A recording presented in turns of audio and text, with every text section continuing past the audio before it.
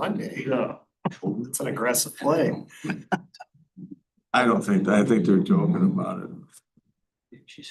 Okay, and we are live and being recorded. Good to go?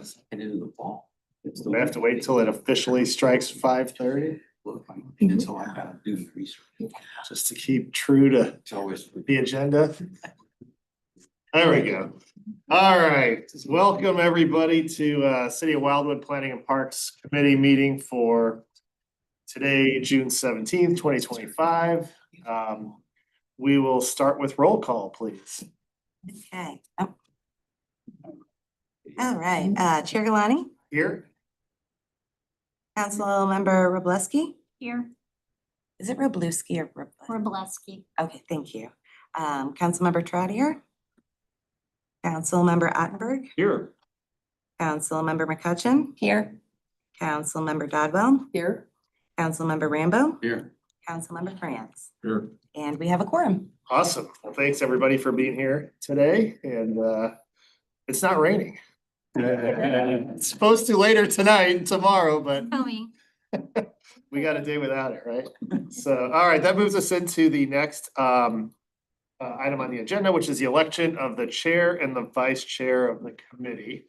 And thank you guys for holding off on this. Sorry I wasn't able to be here last week. Thank you, Councilmember Dodwell, for holding court. Okay. And I guess Director Vunich, you want to give us some guidance on the best way to handle this? Certainly, in the past, I've talked with City Attorney Young.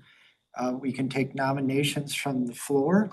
And once the nomination is made, we can then vote on that. If there's not a majority, then we'll take other nominations from the floor. Do you need a nomination in a second? Yes. Councilmember Dodwell. I would like to move that Mr. Galani continue in that role. Second. Okay, we got a nomination in a second. We'll accept that nomination, I suppose, and then we vote on it. So just roll call vote. You can do a voice vote. Okay, a voice vote. All in favor of the nomination by Councilmember Dodwell, seconded by Councilmember Rambo, please say aye. Any opposed?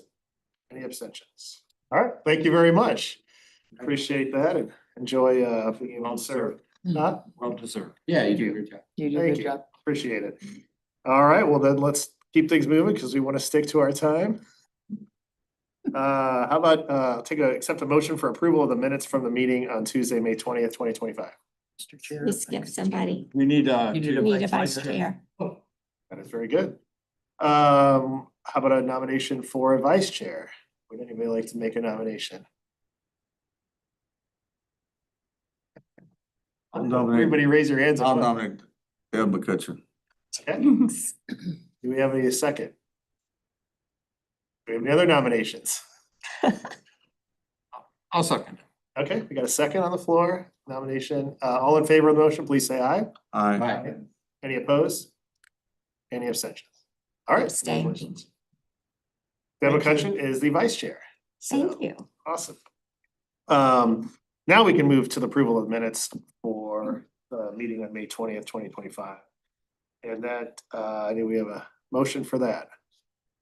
Councilmember Cran, second, Councilmember Dodwell. All in favor of the motion, please say aye. Aye. Any opposed?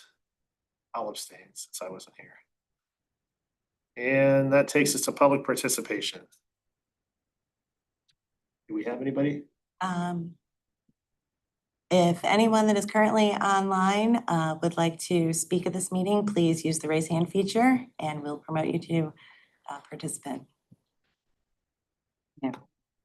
Okay, no public participation. Takes us to action items, which are park matters. There's 6 items ready for consideration. First being Village Green Phase 1 update in Ward 8. Director Rudich, please. Thank you, Mr. Chair, and congratulations to our officers. Thanks for serving.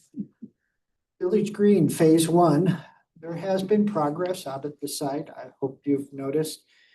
And occasionally when I walk out there after the construction crews have left, I start thinking that it actually is going to look Yeah. very, very nice once it's all done.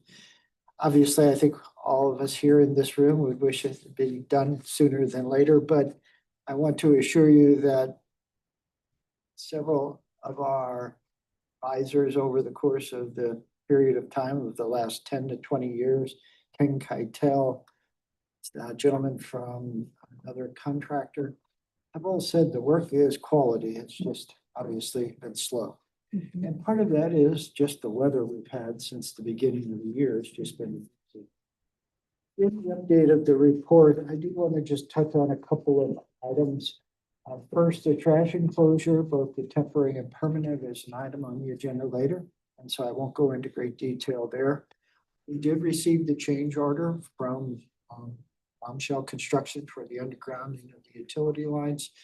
That as that change order was approximately $30,000 less than the original when the duct bank was proposed. So we've seen a cost savings there. We expect another cost savings once Ameren Missouri provides their cost for the work that they are required to do with the undergrounding. Also, Essen Log Cabin, as you know, we've kind of been back and forth on that. I have a separate report on that tonight as well, so I'll skip over that.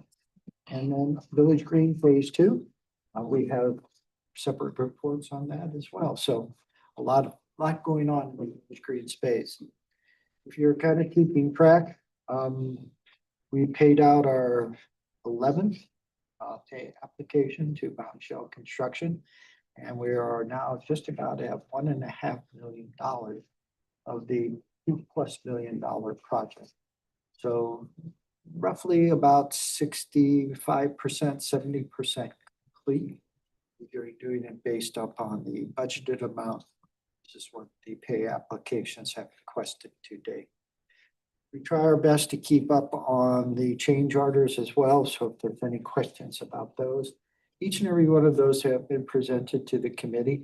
The committee has acted upon them, and then that action is then forwarded to city council. So I want to assure you that if there's ever a question that's posed to you by a constituent, did you know you were spending that? I want to make sure you can say yes, and here's the background on it. So phase 1, one of these days we'll have a report and we can all walk out there and see the finished product, I promise you. So any questions, Mr. Chair? Councilmember Rambo? Yeah, just, do you have a rough completion, a new rough completion date if weather holds from Bombshell? When he attended the last meeting, I believe it was, or the April meeting, he said he thought late July, early August was a workable timeline for You feeling him. okay with that? I think it's going to be a little later. That's what I thought too. So, Yeah. so maybe 1st of September or something like that. Can you, are you done? Yes. Okay. Can you, I realized that I don't understand what we're giving up by, because of this change order snafu, we're no longer getting a duct bank. A duct bank is really handy when you're doing future stuff. Do we know, are we putting in some extra empty conduit there and just not a formed duct bank, or what are we losing in this change? Well, there is a section of duct bank that comes parallel, it follows Market Avenue down, and then comes up a portion of the driveway and then cuts to the southeast across the parking lot in the rear of City Hall. There are conduit as part of that. I think there's 4 in total. So we'll be serving phase 1 off of the switch bank, which will be right down by that street pier that has Market Avenue and Main Street identified on it. Phase 2 actually will be served off. The other side. So we may not need a duct bank is what I'm getting at. Yeah, Okay, exactly. okay, good, Okay. good. Great news. Thank you. Okay. Yeah, this electrical issue, once we underground these utility lines, we're pretty much set for the future. We've made sure of that as we've had the delays. It's given us time to question a lot of things. Because this is where Bandstand will be and they need electricity and so on and so forth, but you've planned for that and everything's hunky dory. So we're just saving money. So that's great. So when all of this was being designed and engineered, we actually had Glance Staging come out and go green. And then along with Reinhold Electric, who's Bombshell's subcontractor for the electrical work. And we told him, here's the things we do with our concerts and our different events. And so the intent was to ensure that not only do we have enough power that if power needs grew, we could meet them without having to come back and make a changes. Excellent. Thank you very much. So we took that extra step and our partners and concerts and that were willing to come and help. So that was a plus. At least the good silver lining with the delay is that lag time between phase one and phase two won't be. No, as you'll see tonight, Melanie's pushing the door open and keeping us moving on phase two pretty hard. So that's a good thing. Yeah, And she was, we'll tell that story later. okay. Does anybody else have any questions related to phase one updates? Okay, that will take us into, Mr. Chair, I just want to extend my appreciation for your patience. I know it's a challenge. A lot of people ask questions about it, so thank you. yeah, I mean, you know, to what was already discussed, I think we've had probably arguably the worst weather we've ever had in the first 5 months of the year in a long time. And that includes back in January and February with the winter. It was very cold and icy and snowy and wet. And then the spring has been just brutal. So even now in the summer, the kids can't go to the pool because it rains every day. Yeah. So, Well, and I met with Andrew Burke from Kelp Contracting and, you know, I was kind of lamenting, I just wish things could pick up and he said, it's across the region. Oh, yeah. Rain has just slowed everybody down. and then on top of that, the wicked storms, you know, have created a lot of damage and taken a lot of crews that have had to shift focus to clean up and that kind of thing. So kudos to all you guys' hard work and focus on keeping things moving as best as possible. That takes us to the second item on the agenda, which is the Village Green Phase 2 fundraising brochure. Ms. Ripito. Thank you, Mr. Chair. And, good evening, council members. So at the previous meeting, we discussed using unlimited play for, you know, one source contracting and then also for fundraising. And so that was supported by the committee and then also supported by the council. So we've been working with them to get a brochure put together for the city of Wildwood, which is included in your packet. This brochure is just, there will be a link to it. They have a landing page on their website for all of the different playgrounds, all of the different cities. And so essentially the landing page will bring them to this brochure. They will also print out 100 copies of the brochure. And so they passed this along to us and we did a little bit of editing to it just to make it more personalized, more Wildwood. And let's see here. There we go. So we started off with a story. Some cities go, they use the personal story of the child or, you know, the park's usually named like Avery's Park or something like that. We went with the town center kind of vision for Village Green, which is supposed to be all inclusive, you know, inclusive of everybody, a place for everyone. And so this kind of echoed that and basically is saying that now it truly is a place for everyone. And so if you have any suggestions or anything on the language of that, that was completely done by the department. And Correction, completely done by Melanie. unless you hit it, that is on my job.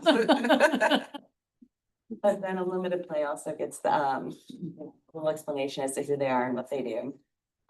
Then they go through all of the different options that are going to be in the park, and they gave us the full price of these items. And I kind of went through and made them more in brackets so that it was something for, most people, that are donating a significant amount of money to the park, have a bracket starting at 500 and then it goes up to $25,000 for the big climber. And so, but there's 2,500, there's 5,000, and just kind of broke it off into even numbers. Melanie, real quick question. Sure. You've got on here swing set 2 available.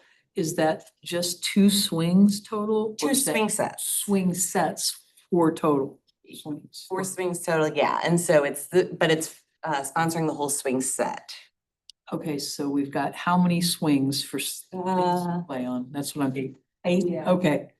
I just wanted to make sure it was more than. Yeah, because it's double Sure. swings, and then I think there's one on the younger side and then one on the older Okay. kid side. Okay. So there's 2 swing sets available, and I just kind of took the prices that they actually were, kind of rounded them down. And the larger items that were like an individual item as opposed to like the slide that's just, attached to a larger item, just kind of broke it out like that to make it more palatable. But if you have any suggestions on the sponsorship costs, or if we want to lower them altogether, we do have that option, and discussing it with them. Because essentially the park is funded, and so therefore we can set these prices at whatever we'd like them to be at. What do you mean you set the prices at whatever you? Well, the sponsorship fees, okay. not the prices. Those are higher than what's shown here anyway. These seem very high. They are, Is this something they're gonna negotiate with us? well, the cost of the equipment, no, the cost of the equipment is what we're paying for it, and that, The full amount? yeah, retail. so those costs are actually less than what the equipment costs in order to sponsor it. Ask them. Yeah, Councilmember Dodwell. Councilmember McCutcheon, I'm sorry. Melanie, can you go back a page? Sure. I can't see it that far, but the second row, the third item, what exactly is that? Those are just decorative post toppers. So throughout the park, throughout the playground. Do I have a photo of the playground? Okay, you'll see them here. Throughout the playground, you see the little flowers and leaves and stuff. They're just decoration. So are they in the ground or on the equipment? Both, I think. Yeah, so they're built into like to make it more decorative. But yeah, and so those little toppers would be 500 a piece to sponsor. Generally sponsorship for like big equipment and stuff like that is usually by corporations, companies, and not necessarily an individual. Sometimes it's an individual. My concern was safety, but I guess who designed it don't have an issue with the safety. No, those are just decorative. And they're tall. They're probably the tallest point in the park. So I had a question related to this. The sponsorship levels on the back are just general sponsorship levels that you can contribute, and then if you wanted to sponsor the specific items, Correct. and is there gonna be like a wall of fame, so to speak, where all the sponsors will be listed, or would they have a plaque on the actual tree? That was gonna be another one of my questions for you. Yeah, so as you see on the last page, it has the sponsorship levels here, and those we kind of made up. They had sponsorship levels in the original brochure that I think started off at 1,000, I wanna say. Yeah, 1,000 and went up to like 100,000. And so we wanted to make it more available to, lower brackets. And so we started it at $100. We can go lower than that. But yeah, and so we also made more fun names than just like the gold level, the bronze level. Yes. Can you go back to the cover and then just kind of slowly page inward for the first couple of pages? When I took a look at the title this is a good brochure, and when I took a look at the title on the front, it does mention playground. But we go several pages before we actually see any pictures of small children playing or happy or smiling. Sure. And I guess I'm just thinking if I'm going to possibly donate to the construction of a playground, people have a hard time resisting little kids that are smiling and having a good time. Okay, I think that's solid. Yeah, like on what is unlimited play, you could put some photographs in that white space. Yeah, let me go back to, this is just their standard brochure that they use for, well, let me see if I can stop sharing this and go to their website really quick. So if you go to the actual website, and this brochure, you see on the back of it, it has like a QR code, or will have a QR code that will take you to our parks page. And so they have this on their website. This will be a landing spot that they'll have reserved for us. They've already built it. But if you go into any one of these and hit read more, it gives the opportunity for more background and this, and and all of that before you actually get down to, and then it's got photos of the actual playground. It also has a video that it's like a flyover. Oh, can't do it from here. But there's a flyover of the park and the equipment, and then this is where you actually get to the brochure. And so there is opportunity, of course it's not working. It was working before I was on Zoom. But it does have the opportunity for more information, for more photographs and things of that nature, more story. But the brochure is just something that hopefully the committee that we are working, that's helping out with this fundraising effort can hand out to people. And so we can tailor it. I don't know the extent of how much we can tailor it, but I agree with you. I think the photographs go a long way. And I think that's also a lot of the reason that a lot of these people go with a story, like somebody's story. Like usually it's an individual that, was the inspiration behind starting this. Yeah, I and guess I'm just thinking, personalizing it a bit. if you look at the second and third pages, there's a lot of verbiage there. Mm-hmm. Everybody's so busy these days. I don't know how many people will take the time to read through that verbiage, but if they see all-inclusive playground and they see a couple of happy children, that may sell it right there. Yeah, no, I agree with you completely. And where are we sending these or putting these brochures? Wherever we want, really, that is up to us. It will essentially, there we go. So that's kind of what we're looking for guidance on when it comes down to it, is that they recommended that we have a committee, somebody that, of energetic people that are well connected, people that know people, and have a handful. He recommended around 5, definitely no more than 10. And it doesn't have to be like a formal committee in the sense that Wildwood is very used to formal committees. He said that they, in a lot of organizations, they meet like for a half an hour Zoom call. Maybe it's a half an hour once a week at the beginning and half an hour once a month, just to kind of touch base with where people are at on things. But yeah, so it would be people that are willing to put this out there and reach out to organizations and such. And so, Essentially your sales crew. yeah, absolutely, Okay. absolutely. Somebody pushing it, somebody that has the energy for it, has the time for it and such. Because they will get us all set up, and they will even train said committee on the language, provide 100 brochures and so on. But they don't actually do any of the solicitation. So that will be an in-house thing to do. And so we would have to have a committee of people willing to do that. Back to your question about recognition, that was going to be another question that I had, as far as there are several options. We could do individual plaques on playground equipment. We could do one big sign that lists people, or we could also do some bricks, like dedication bricks, and maybe like a path going to the playground. And so that's absolutely up to us. I think the department would steer away from individual plaques on equipment, just because equipment gets damaged, needs to be replaced, so on. And I feel like if we have a lot of donors, which I hope we do, it can also, you don't want a bunch of signs out there per se. And so I feel like doing one individual sign, like a thank you for your sponsorship kind of sign, or individual bricks, I think would probably be a better way of going about it. And they're also looking into adding our brick component, our donation that we're already working on for Village Green, into this brochure. It's not something they normally do, so they're researching it, and will add it if possible. Okay. So. Councilor Rambo, and then I got Councilor Dodwell.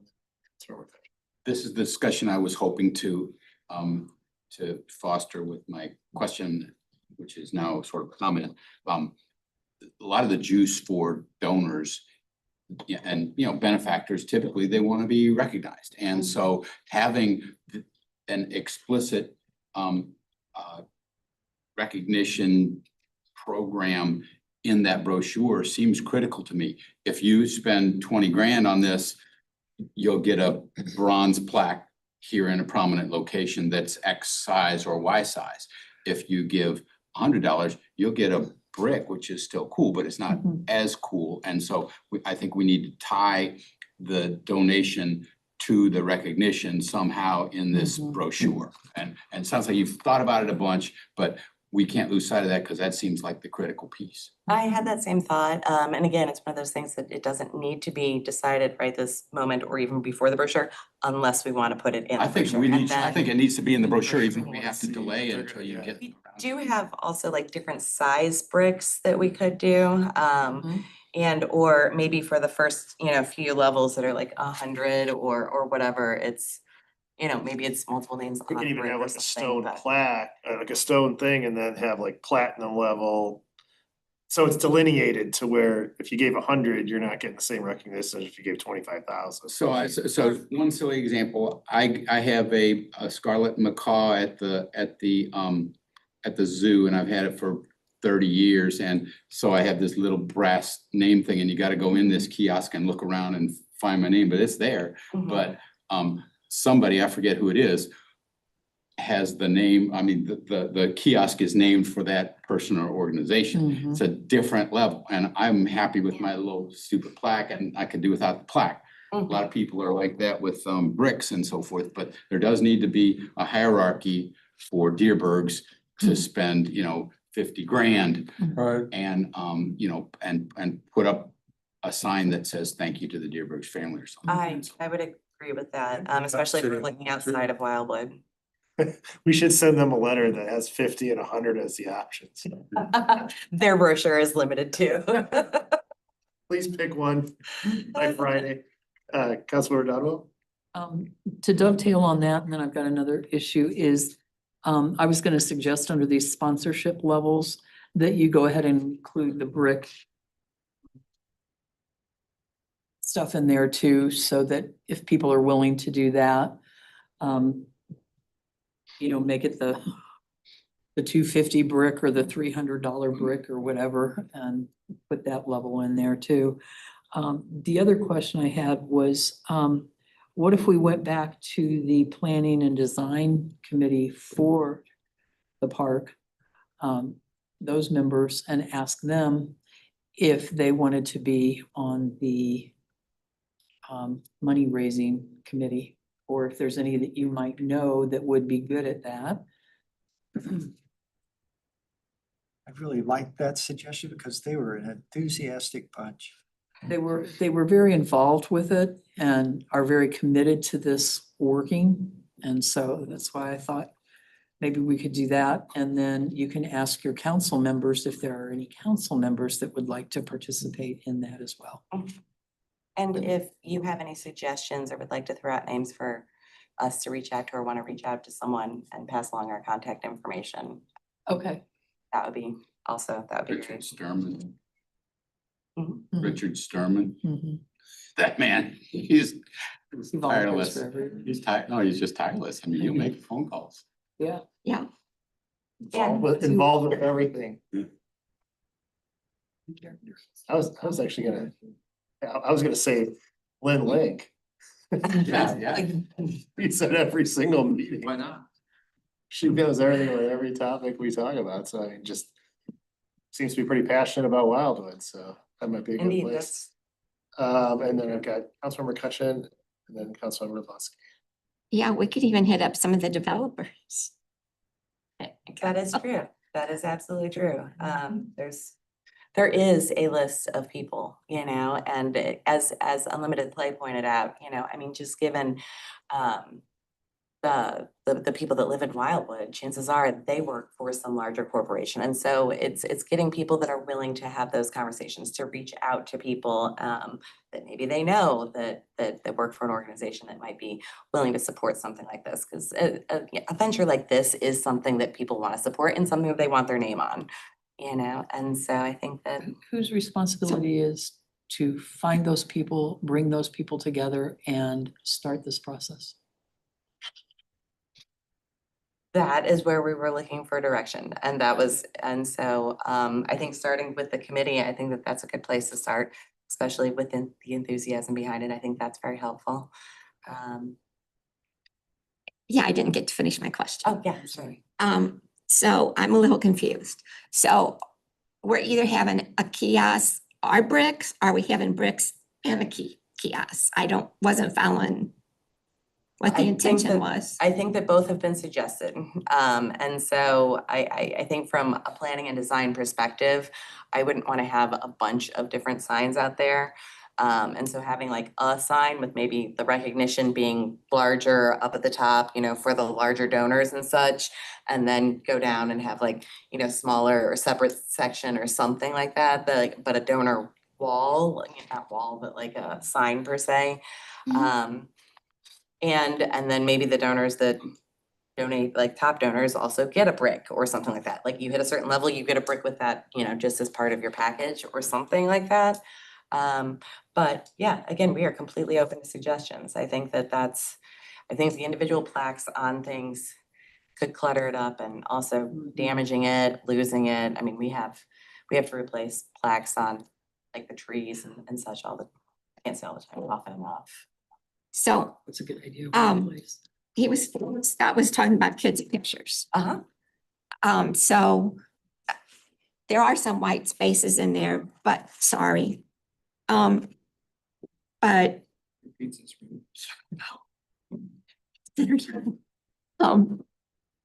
there are white spaces.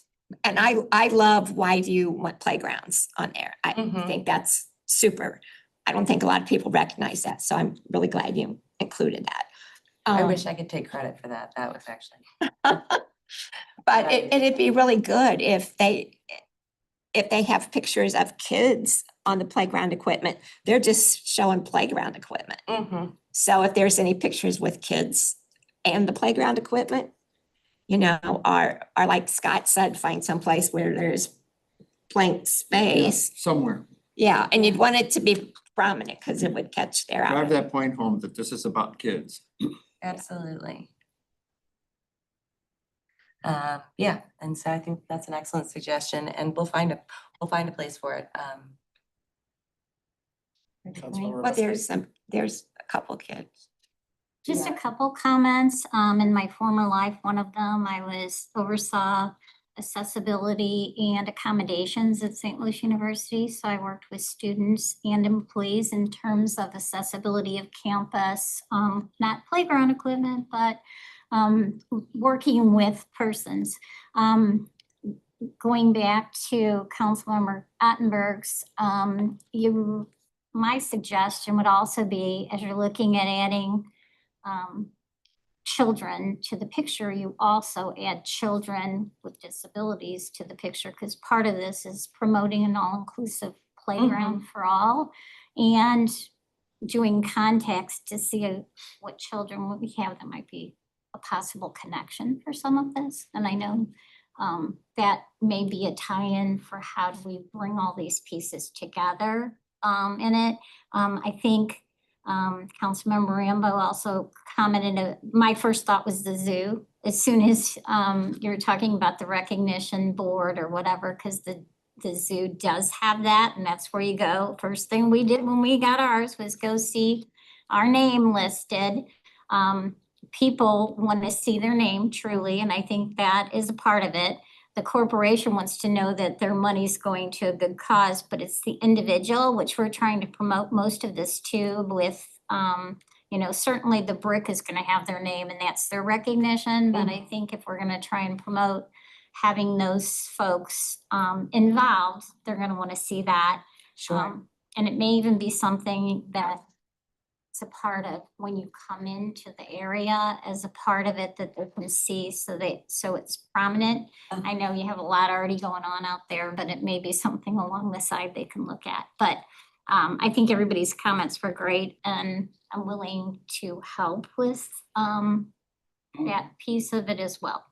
I feel like there's a lot of ideas that could come into this. There are, and it could even be like an entryway or something that, you know, I think that there's a lot of creative ways to.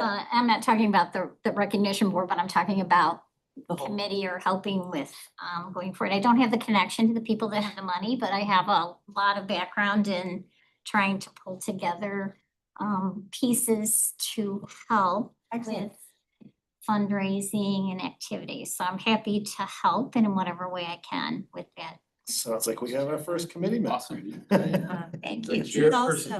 I'll nominate you. I'll second. All those in favor? Yeah.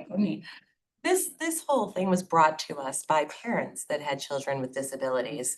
Which I And think so that's your I think connection. reaching out to them, especially and giving them the opportunity to be part of it, I think is also That's, would be wise on our behalf. Because if they feel they're a part of it, then they're much more inclined to tell their friends and family members and others that then are gonna buy into what we're trying to do here. Absolutely. And perhaps also we could get Unlimited Play to provide us with like a video Mhm. of like their playgrounds in action with kids and stuff that we could maybe put on the website.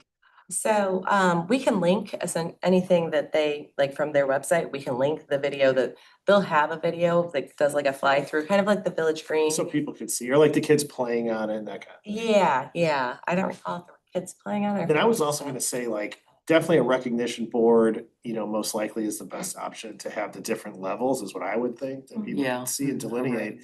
And then perhaps, you know, those are the different sponsorship levels for the playground park.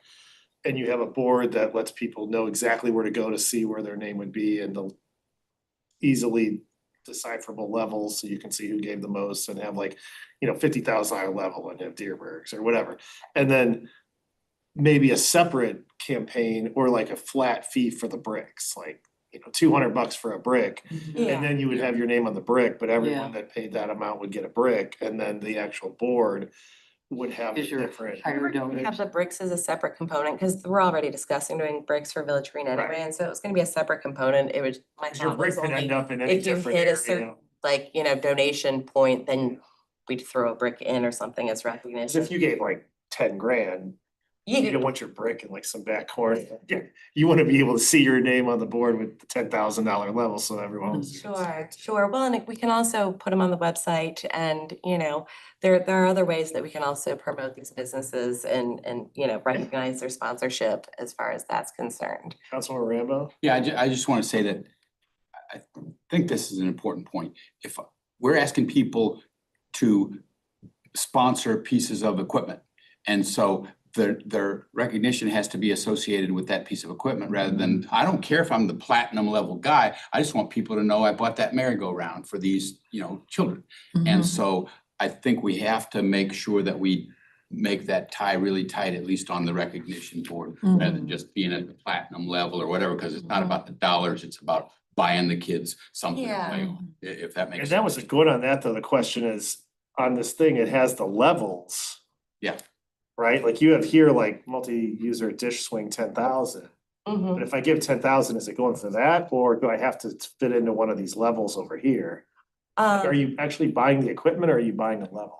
Well, so it's giving either option, you know, maybe somebody doesn't want to sponsor a piece of equipment, or maybe the piece of equipment that they wanted to sponsor is already taken because we are going, here's getting those sponsorships.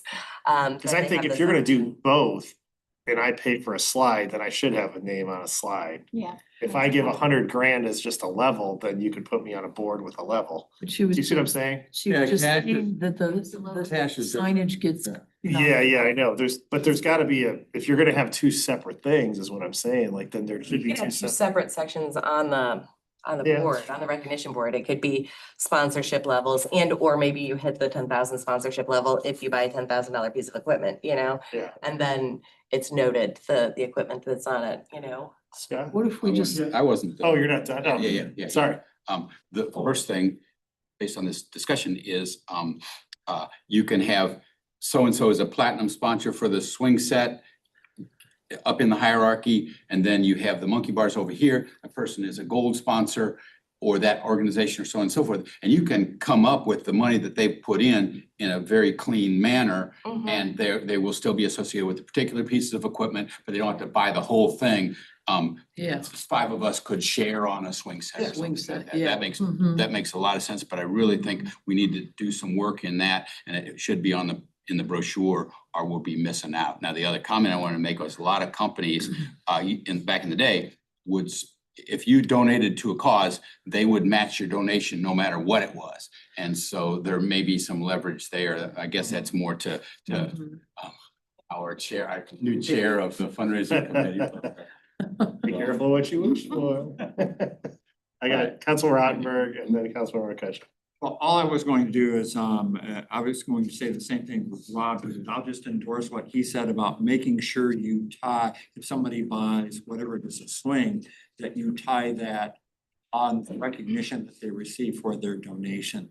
And I guess I mentioned that for some people, their fondest memory as a child may have been the time they spent, swinging out in the backyard with their best friend, or maybe on a slide or a merry-go-round or something of that sort. So that'll bring back memories when they see that. It's important, I think, what Rob said, make sure that whatever the piece of equipment is, that's recognized that they did actually purchase that with their donation. Absolutely, and they've done this, and they, Unlimited Play, like they've done the recognition signage and whatnot, and so I'm sure that they have a nice, neat way of tying it all together and recognizing people for the equipment and or for the individual sponsorship of just the donations, and so I think that that's doable, but Tracking the dollars would be for the adults, tracking the equipment would be for the kids, and if I'm giving them, I'm probably gonna give some money to something here, and if I'm doing that, I don't care if the adults know how generous I was. I want the kids to thank me, because they don't care about money, sure, right? So that's the deal. yeah. Councilmember McCutcheon? Yeah, I'm sorry, I'm back on these bricks. So if you have a kiosk listing certain people with certain equipment, and then I thought I heard if it didn't reach a certain level of donation, then you have bricks. Where are you gonna put these bricks? Well, we have plenty of pathways out there. Like, we've got a lot of walkways. We have a lot of bricks out there. And so, A lot of pavers. yeah, and we could even, there's a walkway that will go from the Village Green Oval over to the playground. over to the playground. I don't have a good picture of it, but the center walkway here will go connect to the oval. So maybe there's a sponsorship walk that goes into it as you're entering the playground from the Village Green. And I feel like that's high visibility and, people see it as they're going. So, I think that there's options. It's just a matter of what direction we want to go. Director Village? Again, just so for clarity's sake, the westernmost edge of the oval in phase one be the access point to the easternmost edge of the playground. We also have the restroom facility there, so we're going to have a lot of hard surface. So I think we could accommodate quite a few in that area if we choose. And then as Melanie mentioned, there's probably 30,000 pavers out there right now. So we could start at the western end, work east, we could start in the middle. So we have a lot of options. So what would go on the brick? Some type of sentiment, meaning the family name or to the person or in terms of content. Writes it. Usually you have like 25 letters or whatever it is, a number of letters that you can use for your message. It may be, because you may be recognizing, you may want to be recognized, you may want the names of your children down there, something of that sort. But will they know that that is related to donations for the playground? I think if we called it the sponsorship walk or something like that, like made it known, thank you to our sponsors, maybe we put that on, bricks going across the front of it or something. But yeah, I think as long as it's recognized as such, I think that you would. Melanie, I think with her GIS capabilities, I think we could actually create a map. So if people want to go online, I was just gonna say print that. that out, and then it's like your brick is here next to such and such, and then carry it with them. And, I think We had that at technology. Manchester for the Vietnam Memorial. You could buy bricks in the Memorial Park and on the website, you could look up and see your brick, like a photograph of it and see where it was at. So when you went to the memorial, you could They're find everywhere it. now. Botanical Garden does the same thing. Mhm. Find your brick. You have to hunt for it. Yeah. Scott Trade Center does it for the Blues and And that also gives people recognition on the website there as, because people can go in there and see see.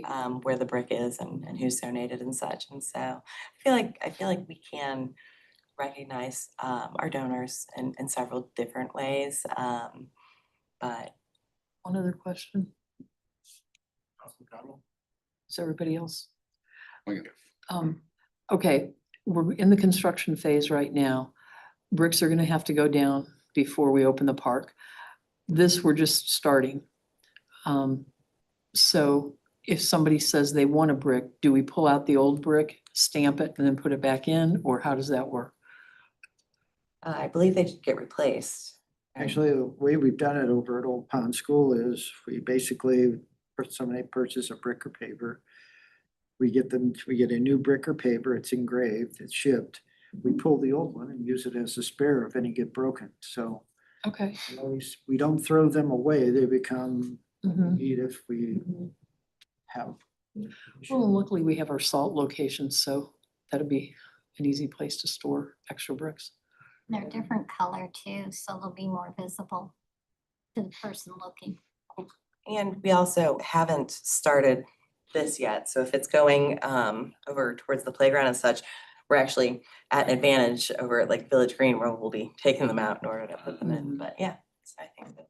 Do we want to maybe, seeing as how we've had a great discussion here and a lot of good ideas that have come up, and this is something that I think it's fun for people to brainstorm and provide their insights to. Do we want to create some kind of, I don't know what the best way to get the word out, whether it's via the website or something to that effect, or email campaign where we could solicit input from citizens, residents, on their ideas related to what they think the best recognition manner would be and what options or something to that effect, and maybe give it a short period of time that we could then, have it come back to the committee, and committee members could submit additional ideas and stuff too and bring them, and then maybe at like, July or August meeting, we could, make a decision and pick certain things that we would either decide on or send to the council for them to decide on. We can do this. I think that the only downfall is that it just sets back the time in which we could be collecting sponsorships, and this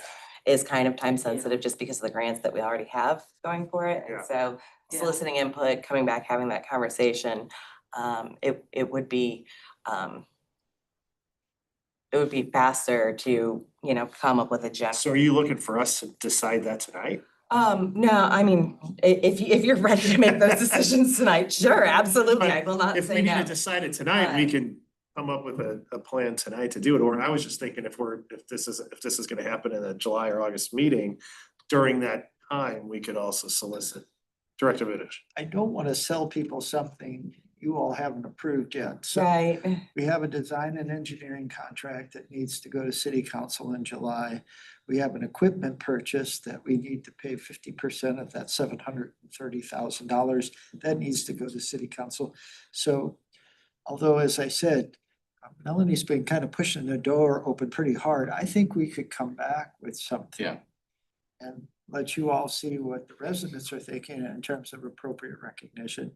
The first people I would contact was that group that came and presented this idea. What do you think is an appropriate recognition for a playground that's being funded partially by your neighbors? Yeah.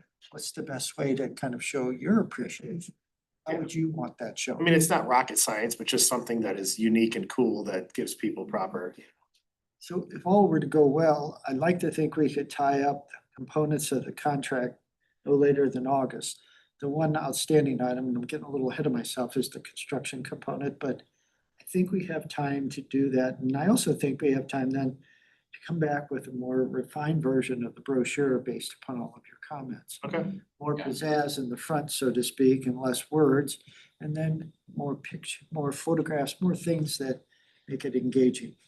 Okay, sounds good to me. But I think from Melanie and I's perspective, and I don't want to conclude the discussion, the affordability component, we're offering, let's say, a range from, let's say, $100 sponsorship or a brick paper up to over $100,000. We want to make sure that's acceptable to all of you, that we offer on both people that want to participate, but maybe don't have the funds to participate at a certain level, but also have an opportunity to bring those corporate entities in. And then the committee, if you endorse the committee, I think we have one, got a couple of other suggestions, Lynn Link, Richard Sturman, we'd like to start kind of contacting people, if that's okay, of the committee. Sure. Go for it. Councilman Rainbow? Yeah, you guys have heard our input. I don't think anybody else could bring a whole, something new and innovative that we haven't already thought of, or that you haven't already investigated or plan to investigate. So I would say, if we need a motion or something, I would move that we let Melanie do her magic and come back with what she feels like is a brochure that we can approve up or down in the next meeting. Yeah. And then you can print the brochure and we'll kind of be ahead of the game instead of behind the game. So if That was that our motion goal. makes sense, then Do we have a second? So, Second, Councilman Rottenberg. Any discussion on the motion? I have one question for Joe. I believe we were told that there's a disappointing percentage of these brick sales that actually go to the charity and most of it goes to buying the stupid brick. Can you speak to those percentages again, please? Well, Mr. Lee, our city administrator, has been texting me on and off about the fact that if we do bricks and we do engraving, we have to make sure that we're not paying for the engraving Right, yeah, and also making money toward yes, the goal. yes. Yeah. So what we found is, and this was at city council, so you all participate, we set the levels for the bricks, purchased, engraved and installed, and then had a 25% inflation factor with it. So I think that's a good rule of thumb, and that's what I would suggest here. Yeah. Let's make sure that we actually make money on Yeah, these sponsorships. And that includes the labor to pull one out, put one in, Mhm. engrave it, buy the brick, all that stuff. I would almost say with the cost of the brick and the engraving and then double that. Yeah, that That's would be what we my, charge. I mean, because if we just do the cost of the brick and the engraving, then we're just breaking even. Yeah. Because we gotta buy the brick anyway to Yep. put in there if they don't do it. I provide more market-based approach. I didn't provide any direction to Unlimited Play and I'm just kind of waiting to see what they came back with as far as the bricks were concerned. Because I mean, again, their sponsorship level started at $1,000, so I feel like they have higher aspirations than we tend to. But yeah, so we'll also come back with that and see what Yep. their Maybe a brick's suggestions are. $500. If it costs us 200 to Yeah. do it, then we charge 500 for the brick and. Because we have the cost. The Wildwood Celebration Commission did this, so we can give you very specific dollars and cents. We'll bring that back, let you see it at the July meeting. Well, I think the whole And I think committee's Sam already was agreed all- that it's 100% markup Yeah. on whatever the cost is. Yeah. Just Yeah. do that. and we'll price some people out of the market, but people are quite generous about these sorts of things and they'll give $50 without expecting any recognition. That's the way it used to be anyway. Yeah. You don't wanna give somebody giving 100 or 200 bucks and getting a brick. Yeah. I mean, that's. I think that was also with the sponsorship level starting out at $100 is people can donate whatever they want. They can donate $5, we'll take it, it's no problem. Right. But you get recognized starting at $100 or whatever breaking point that is, because otherwise we could have a wall, people could donate $1 and just want their name on the wall. And so I Yeah. think that that's having it costs some more minimum than- is important, but. But what about the people who can't afford to give $100 or $200 for a brick then you're leaving them out if you start at 200% of the brick cost?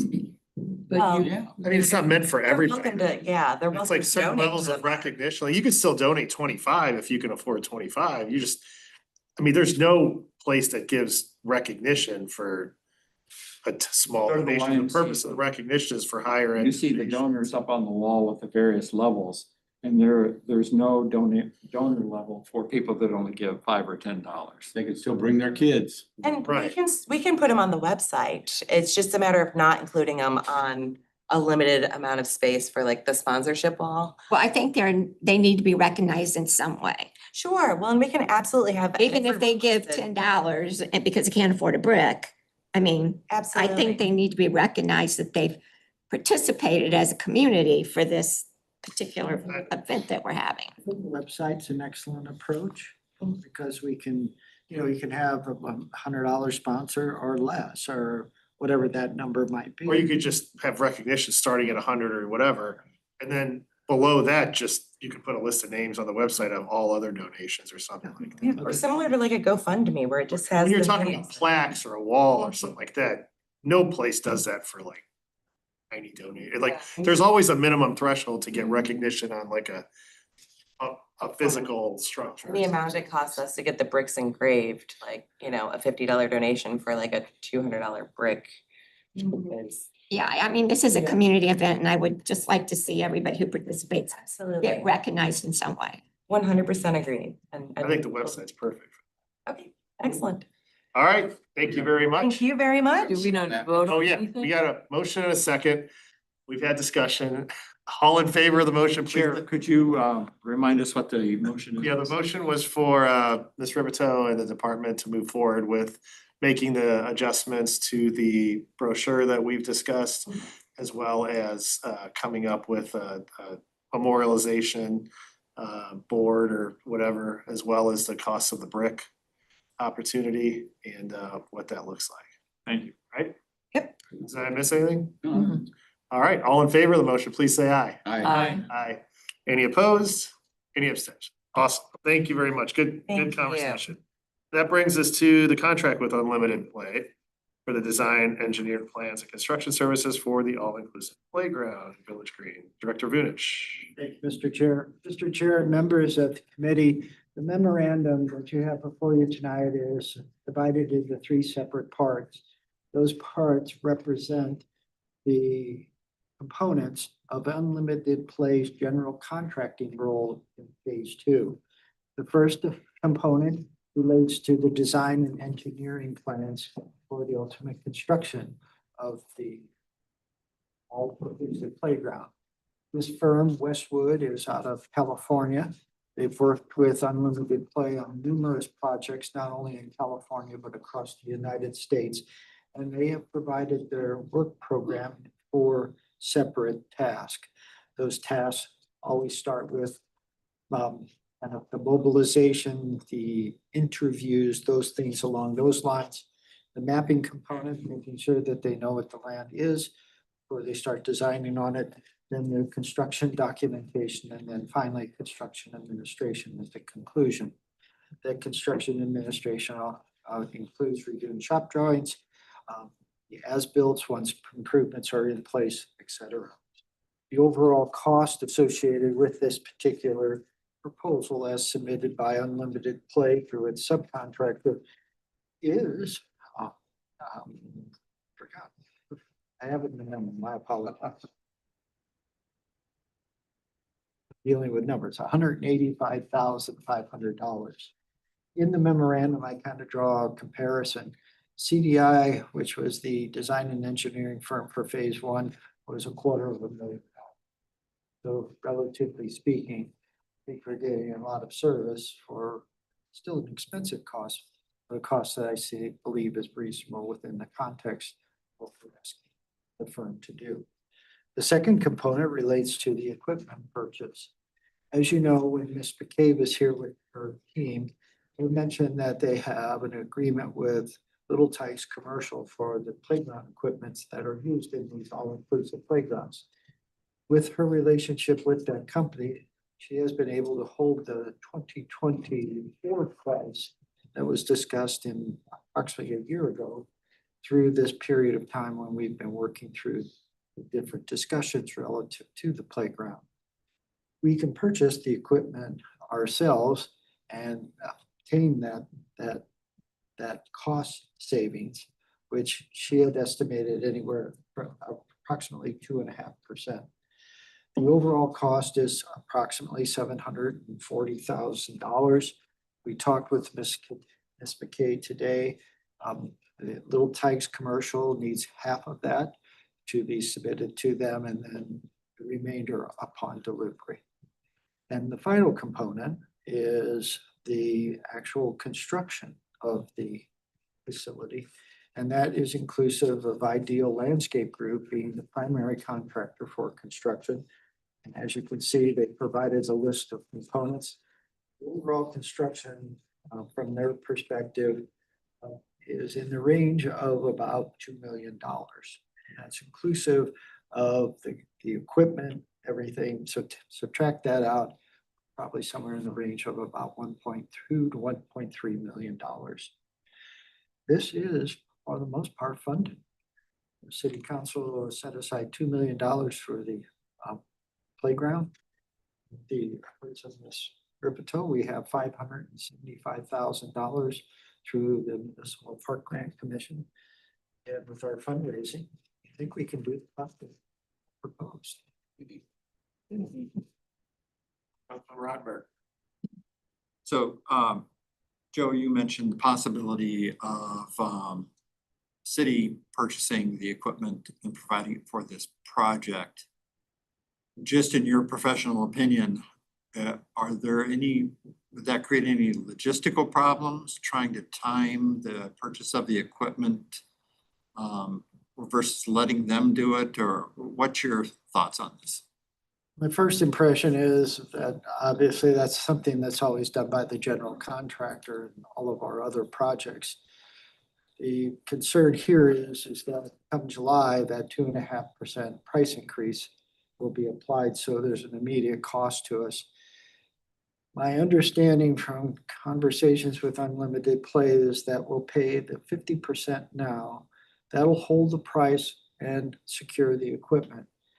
Then the general contractor will request its delivery, and that's when the full payment, the remainder of the payment is due by the city to Little Tykes Commercial.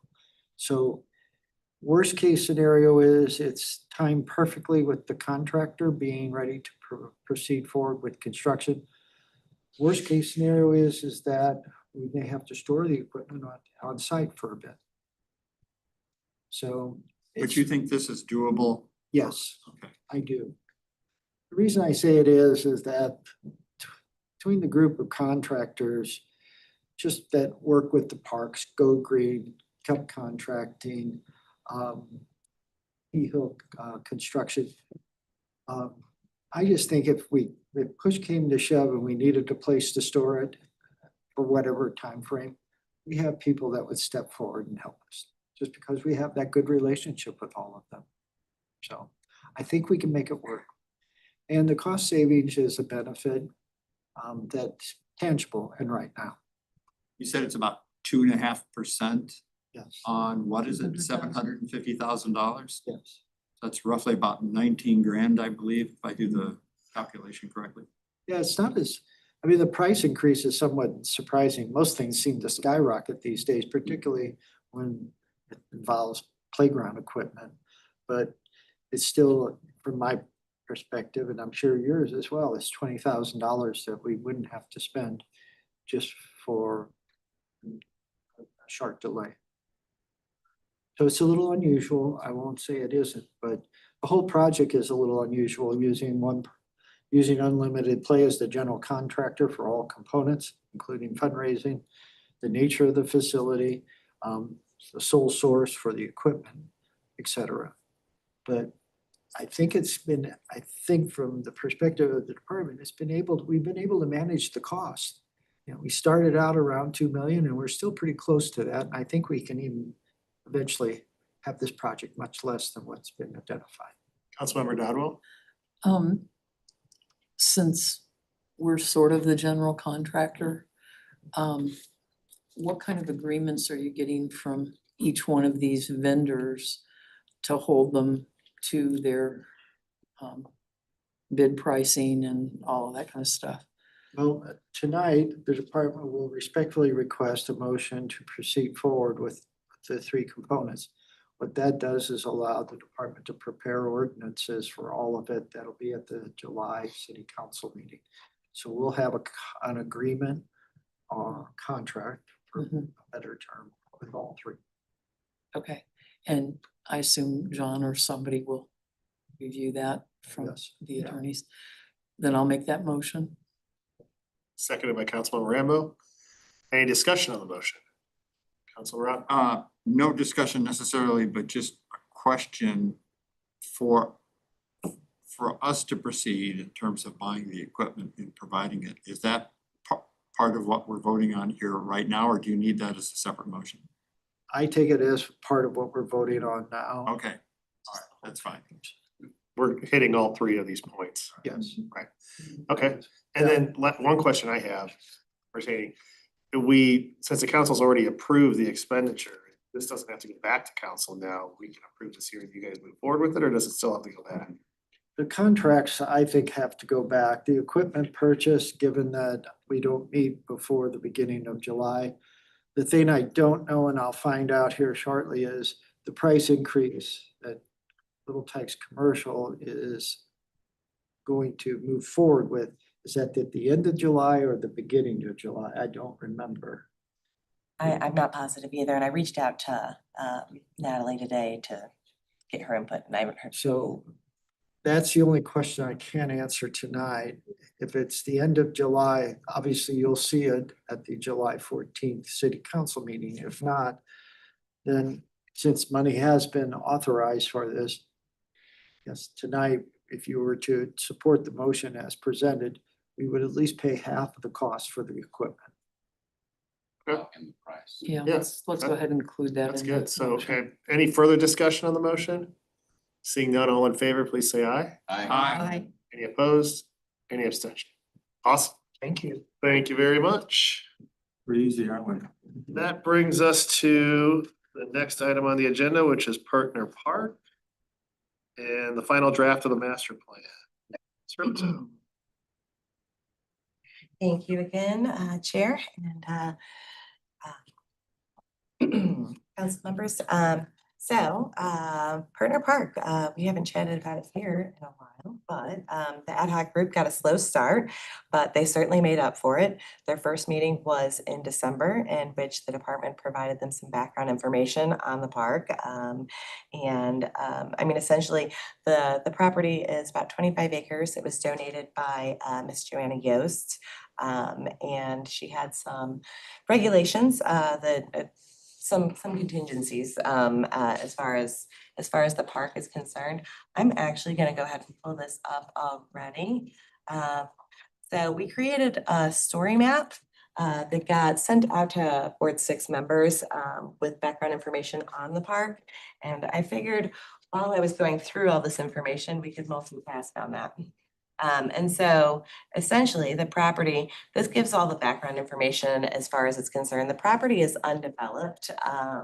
And it has, it's mostly wooded. It has some steep slopes. It's absolutely beautiful. There's a couple ponds on it, which makes it pretty unique to the city of Wildwood.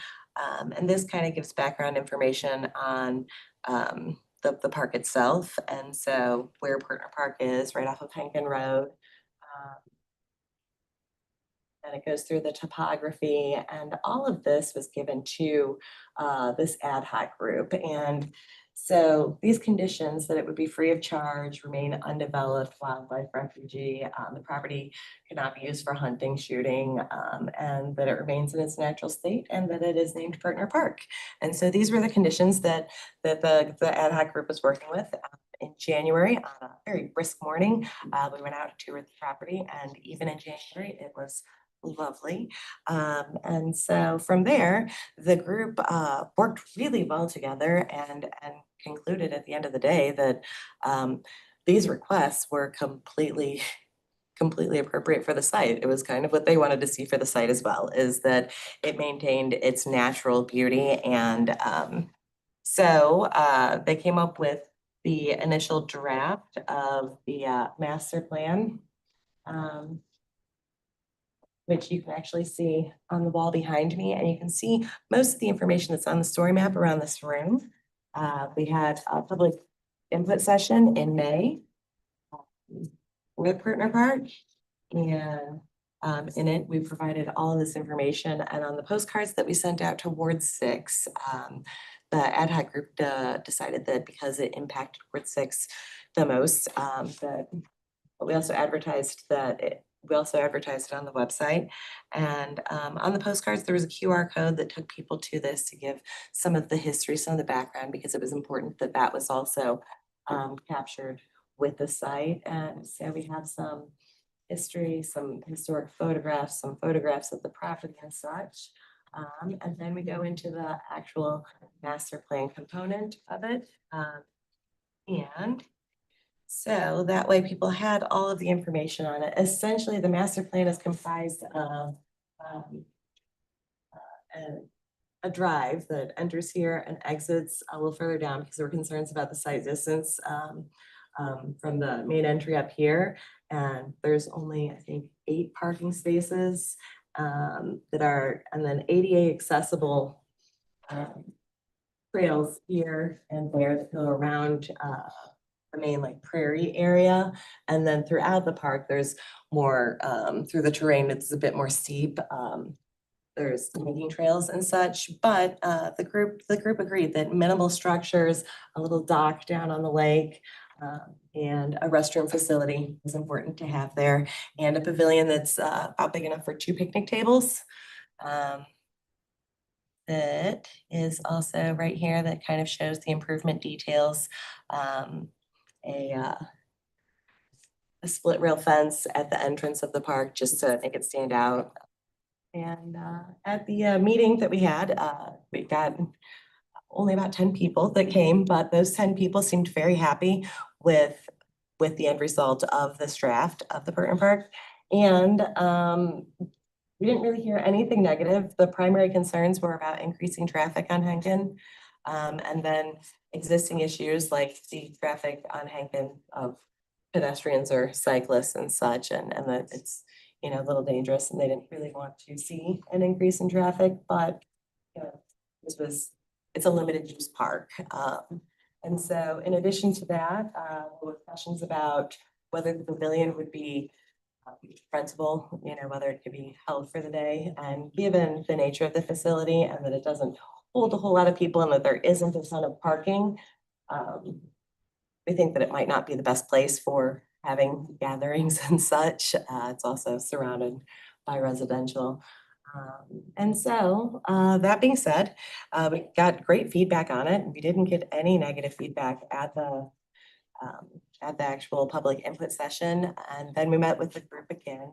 They decided that just to make absolutely certain, because nobody from the surrounding houses came to the meeting, just to make absolutely certain that they were aware and that they were okay with it, decided to send out another letter to those properties that abut this one and the ones that are across the street from it. And we haven't heard anything back from them yet. So I think that no news is good news. And so with that, the department is we're just looking to give you an update and give you an idea of what exactly the ad hoc group came up with, and also let you know the story map is also available on our website if you do want to go through it in more detail. If you go to our parks page, where the actual parks are, if you click on Partner Park coming soon. What is the address, you know? Of course, let's see. I don't know the address offhand. It's on Hankin Road, near Muckerman Shelter. All right, do we have an address on one of these? 64 Hinkin Road, Wildwood, 63069. Thank you, ma'am. Could you repeat that, Katie? It's on the This small map over Oh, here, okay. but I can read that back. 4064. 4064 Hinkin Road, 63064. Yeah, the sentiment from the group was. 69, excuse me. yeah, thank you. Sentiment from the group was essentially that having it as a respite, a place to go, you know, enjoy nature, get away from the hubbub, and possibly use it as a way of educating people, you know, as far as the invasive species go, 'cause we're gonna have to do a lot of that removal, and, you know, the wildlife that's on site. There were a lot of suggestions from the group but most of them were centered on keeping it in its natural condition and using it as a place that we could educate and maybe capture the history, the family history of it on the property as well. Silver Dodwell? Do we have a budget for this yet? Yes, Okay, so Is that during fiscal 2026? 2026, Okay, yeah, the engineering was on this year's budget, right? And then we took some of we took that. some of it off. I just wanted to double check. But yeah, Also- so there's $1 million budget, and the final draft of the park was just barely over that. And so they maintained, staying within the budget for the most part. Councilman Rodberg? People donate Just, benches and I things. think Deb had her hand up first. I'll let her go Oh, first. she did? Well, mine's not that important, but when you had the presentation up there, some of the O's and the E's are sinking into each other. They're supposed to. It's supposed to. Well, in other places it wasn't. That's, The So other places are wrong. something didn't match, so. we were gonna have a recording of Councilmember Rambo saying Partner Park so people know if you pronounce it correctly on the website. You can mispronounce it all they please, but, and they can ask, why is the O stuck to the E or whatever, but. Right. Yeah, well, some of them aren't, so you might want to go proofread it. Yeah, a lot of the ones that were done by our by Terrace Beck don't have it necessarily. Councilman Rodberg? Yeah, so, this is sort of, I guess, just a, unimportant question, and I don't know if anybody at the city knows this or not, but maybe Rob knows this. The ponds that are on that property, what type of fish might be in those, do you think? We don't know. That they look, the water looks healthy and that's all we know, because the last fish I caught out of there was also the first fish I caught out of there, and that was Okay. 65 years ago. Oh, okay. So, Dr. Rambo explained multiple times that he's had bad luck at that pond on that property. I've had bad luck at every pond. I mean, my brother's a fisherman and I can't catch fish to save it. If I catch one there, I'm gonna bring it by. Yeah, you should go back, because you know what, if it's healthy, there's probably a couple of big lunkers in there, but it's only a 1 acre pond. And if you catch two, then they're all gone, right? Yeah. So we have to talk about children fishing in this, because I think it's a great resource to take your kid or take your grandkid, show them what fishing is like. But we would have to continually restock, which is fine, but that has to be an ongoing sort of a maintenance cost. Well, should we consider a sign by the pond that says, please catch and release or something like that, or? We or- talked about that, yeah, Okay. yeah, but the main thing is, we're probably gonna limit it to children, if you're too young to have to buy a fishing license, you can fish there, and if you're old enough to buy a fishing license, you can't fish there, A because sign that says no fishing licenses allowed. Go ahead. So- There's ways to do it. But the main thing is we have, no matter what we do with the park proper, we have to stabilize the pond immediately, because it's been neglected for a long time. So we gotta get the dam and the spillway fixed. And that's really the only thing we have to do immediately. Do you need action from the committee to take the final draft to council? Please. Somebody like to make that motion? Councilman Rambo, second by Councilman Rottenberg. Any further discussion on the motion? Seeing none, all in favor of the motion, please say aye. Aye. Any opposed? Any abstention? Awesome, great. Take that on. The last two items under action are the Wildwood Recreation Programming Update on current and future offerings, and the facility reservation, event registrations, and ongoing long-term maintenance costs for the parks and trail facilities. Does anybody have any questions or comments or concerns related to any of that? All right, seeing none, we'll move into the planning matters, and the first item under planning matters for consideration is the Essen Log Cabin new bidding process. Director Rivich. Thank you again, Mr. Chair. Mr. Chair and members of the committee, as you are aware, the last couple meetings of this group, we spent a great deal of time talking about the bidding process associated with Essen Log Cabin and its reassembly. Ultimately, a decision was made by the committee to endorse Bombshell Construction. And Bombshell Construction, as part of that discussion, also noted that he thought he could save the city at least $20,000 by a simple change in material. Ultimately, when our city attorney was advised of that, he expressed concerns and reservations about proceeding forward, particularly having heard from the second bidder that had been considered, and that second bidder expressing concerns about the process and not having equal time to offer potential cost savings as well. Ultimately, the decision was just to rebid the project. The rebidding documents are set to go. The department is waiting for an endorsement of the bid package from this committee so that it can be advertised and proceed forward. 4 things I want to mention about the rebidding. First, there are 3 additional ad alternates, and those ad alternates reflect one of the items that Bombshell Construction identified, which was the switch from the natural stone to a more manufactured stone, which was the $20,000 cost savings. The second is using, instead of natural sheet shape tapered shingles, using the synthetic brand. It's an ad alternate, but it may be a cost savings that we could realize. And we know they're going to last longer once installed.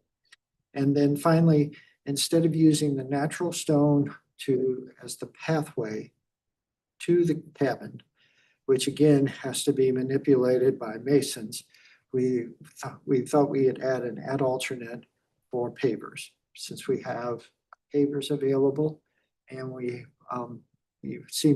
they seem to work well for the purpose. We thought that ad alternate would be appropriate. And so we hope to see some cost savings, maybe through the ad alternates beyond what has already been described. And then the fourth item relates to the time frame. Given that we had a limited amount of bidders, and two of those bidders were very high and very low, which was concerning on both ends, we only are going to allow about 10 days for the bidding process to proceed. We feel like it's been out there before. It was out there for in excess of a month. There's been a lot of discussion. There's a lot of information available on our website about it. We just don't think we need to extend it for a 30-day period. So those are the four things that are different about the bid package than what we started with back at the end of 24. But respectfully requesting an endorsement, proceed forward with rebidding. Somebody like to make that motion? Councilmember Dodwell, I'll make said motion. Councilmember McCutcheon, Second it. second it. Okay, we've got a motion, a second. Any discussion? Councilmember Rambo? Quite an observation.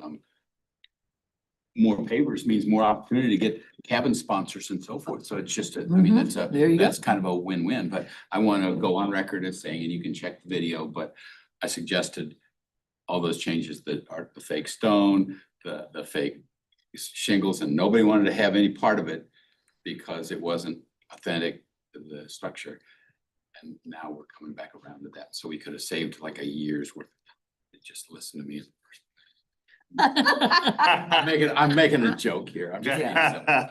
No, But, you're right. But by God, but the artificial shingles, that's a great thing. They'll last 10 times longer and they'll look just as good. They'll protect the original wood too. Yes, that's right. And Councilmember Ottenberg? So question for Joe, you mentioned an accelerated bidding cycle here, and I understand the reason for that. How are you going to let the contractors who are invited to bid know about this accelerated bidding process? We're going to directly contact them, the four that bid previously. And then with the assistance of TerraSpec, we're going to put it on one of the digital plan rooms again. Then we'll post it as we do normally on our website here in the vestibule up on the second floor. And actually, I want to put it in the e-newsletter as well, get some publicity there, which the e-newsletter is published then through Facebook. So we're going to try to do it as best as possible. If I get a lot of feedback saying that it's not enough time, but I've checked, I've talked with Ken Keitel, who does a lot of our bidding. He thinks that given what's out there already and the work that had previously been done, that it's a reasonable request. Perfect. All Cool. right, thank you. Councilmember McCutcheon? So I know in other locations, the pavers haven't held up very well. So can I hear your opinion on that? Well, recently, Jim Van Ness was visiting Old Pond School and sent a photograph of the pavers, and they look terrible. And what ended up happening is they just hadn't been power washed in a very, very long time. So we sent Glenn Gailey out to power wash them. I think you'll be impressed how they've kind of revitalized themselves. These pavers we're using over in Village Green are an upgrade. More dense composition. And they're a thicker paver as well. So from that perspective, I think we'll see a better outcome. Again, the pavers were a recommendation of Bombshell Construction over the glue. I can't remember, glue lock, that material that was kind of like. Oh, yeah. And I think they look so much better, and I just think we're going to be so happy with the paper selection. Okay. Well, good. We got the motion and the second. So all in favor of the motion, please say aye. Any opposed? Any abstention? Awesome. Next on the agenda is the trash enclosure bids for City Hall site temporary permanent facility. Director Vudich. Thank you again, Mr. Chair. Mr. Chair and members of the committee, as you know, over the course of the last several months, the department has solicited endorsements from the committee members to proceed forward with a bidding process for a temporary trash enclosure down at the end of Wildwood Avenue, and then offer to the committee potential options for a permanent solution to the trash enclosure that was removed as part of Phase 1 of Village Green. Tonight, I am presenting to you the results of the bidding process relative to the temporary enclosure. We received 2 bids in response to the advertisement. One was from Charette Creek Excavating, the other from Integra. Both were approximately identical.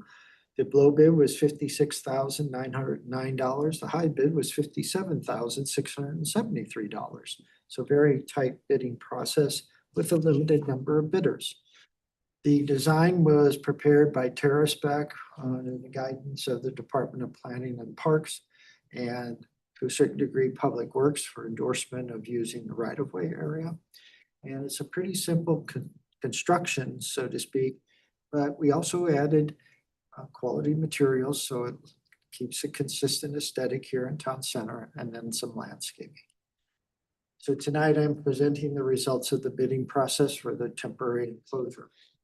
I will say one thing to qualify this. What does temporary mean? Is it a year or is it 10 years? Obviously, the trash enclosure of a temporary nature would have to be moved if Wildwood Avenue were to be extended to the south and intersect with Manchester Road, which is part of the street network plan for Town Center. Don't know when that might happen. There's an 11-acre parcel of ground that separates the end of Wildwood Avenue and Manchester Road. I've been told by Mr. Lee it has a $4 million price associated with it for the 11 acres. So it probably explains why it hasn't been developed since it was originally rezoned by St. Louis County in like 1985. So if you're concerned about temporary, I understand, but I can't answer a question what that might be. The second component of all of this is the department did do an analysis of potential locations other than the end of Wildwood Avenue for our temporary enclosure for a permanent one. And those are identified on page 3 of the memorandum. There is the Sallyport area over on the east side of the building that is served by Wildwood Avenue. There's an access point there for the police vehicles to come in and access the garage door on the lower level. At Hillside offers an opportunity. It's an engineered solution, and we would align the trash enclosures with the 2 access points that serve the parking lot of the theater. That way there's a way to back in, back out, and do the maneuver. The parking garage, we have a temporary dumpster over at the end of the west access drive into the parking garage. We've always had some kind of dumpster there, it seems, on and off since the garage was constructed back in 2007, 2008. It offers some opportunities. It is also more of a visible location. And as you know, if you were at the Economic Development Committee meeting last night, we did have a discussion about those vacant lots in that vicinity. And with the SID ending in a short period of time, less than 2 years, those lots might be developed in the future. And we'd have our trash enclosure center. Village Green, there's an option there. Now that we're moving into phase 2, we could consider that. And find a strategic location that serves both phase 1 and phase 2, but has what I would consider reasonable access for the pickups of the trash from the dumpster. And then we can go back to our original location, which is the existing Mayor's Grove. We did a bidding process on that, and as you know, we came in at almost $110,000, and that was the low bid. That seemed excessive for a masonry structure, just basically high tube dumpsters. So there's 4 options there. And of course, if you all as committee members have other suggestions, we'll investigate those. We'll do basically the positives and the minuses. But again, I wanted to give you some options to think about other than just, let's build a temporary facility, even if it's not one of these two, the 2 bidders doing it. But actually find the solution sooner than later. So 2 components. We have bids for a temporary facility at the end of Wildwood Avenue. We have 4 locations the department's identified for a permanent facility somewhere in the general vicinity of City Hall. Thank you. Councilmember McCutcheon. Yeah, I think it'd be fiscally responsible if we find a permanent location and build the facility there. Because if we have a temporary one, we gotta pay to build that one. And then if we go somewhere else, we're gonna have to pay to build that one. So I think it'd be fiscally responsible to find a permanent location. Councilmember Roblesky. Quick question, I saw where where they're at now, and they're really not noticeable, I don't think. Does there have to be a temporary enclosure? Be required of everybody else in town center to have their dumpsters screened by a trash enclosure. It's consistently part of the ordinances that governs the sites. So councils in the past, including this one, have always said, what we require of others, we should require of ourselves. So that's why this committee endorsed proceeding forward. I get that, I'm just struggling with the cost for something to hide a dumpster. It just seems a lot. Councilmember Rambo. Yeah, what happened to the 20-some thousand temporary enclosure that you talked about a few months ago? There was a much cheaper temporary, maybe it didn't work 28,000. because it was wood or in something the like. Boy Scouts, we're leaving it, so. I Okay, apologize. so I'm drawing a blank on the details, but I do recall that discussion, but I think where it is could easily become permanent, de facto permanent, because it'll be 10 there for 10 years, and then it cost us $5,000 a year to hide our trash bins. It's not really such a huge deal. The cleaning crew endorsed that location, did they not? So it's got some advantages and it is out of the way. I agree completely with Vicky. And this that, is you know, the parking garage or the? no, it's the one at the end of Wildwood Avenue by the movie theater. You know, Sallyport area? Yeah. Well, it's Okay. all the way at the end where the Yeah. recycling stuff where it was for a while. Jim Phelan does the trash. He starts upstairs on the east side, goes to west, down the elevator here, then through the police and goes out to Sallyport.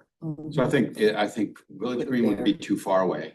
I think the Mayor's Grove is okay, but it's in a prominent location in terms of visitors to City Hall, which is an argument against it. The other 2 locations, I'm not exactly clear on what you're talking about. The Sallyport one, that's not a whole lot different from this temporary one. What was the 4th one?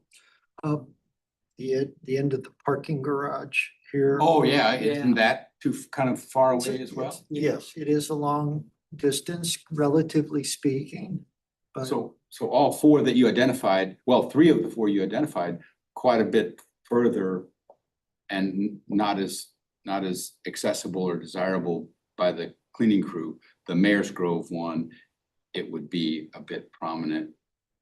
Well, no, actually, the 2 of the 4 are too far away. So we're down to the other 2, but we don't have, if you want to dig into that hillside to make a trash enclosure, that's gonna be $250,000, would it not? I don't know. I was Yeah. trying to find locations within close proximity of existing City Hall. Yeah. And one that could accommodate easy access for the hauler. And we need to do it right away. So to Deb's point, it would be more, it's a smarter use of money to just buy one and be done with it. But if it's $250,000, and if we can save a whole lot of money and put the temporary one in, the temporary one will last, I'll be 10 dead years. before, yeah. It'll Yeah, be 10 dead years. before- yeah, no, I will be. Well, that's upbeat. That's a salad bowl, right? Yeah, it's happy. near the Sallyport. Yeah. So, Well, Yeah, I agree with that. I'll make a motion, we go with Sallyport. Yeah, the one near where it is. Mhm. And is that permanent or temporary? Well, Either, You okay with that? Huh? it's permanent. Yeah, exactly. Yeah. It is no temporary facility. Proceed with the permanent one and begin the design for the Sallyport to bring back a cost estimate. That's fine. Is that your motion, Katie? I suppose it could be. Well, I'm sorry. Does that work for the department? Does that work for the department? Because if we have to make it a permanent solution, then the costs are gonna go up, which you were saying we're short on funds, so. Well, again, I don't mean to put words in your mouth. I was trying to. No, but you're not. Just trying to- Dr. Rambo said that it was the Sallyport. That's why. No, I said that was gonna be expensive, whereas the one 50 feet further would be inexpensive, but the question is the permanence. Right. And it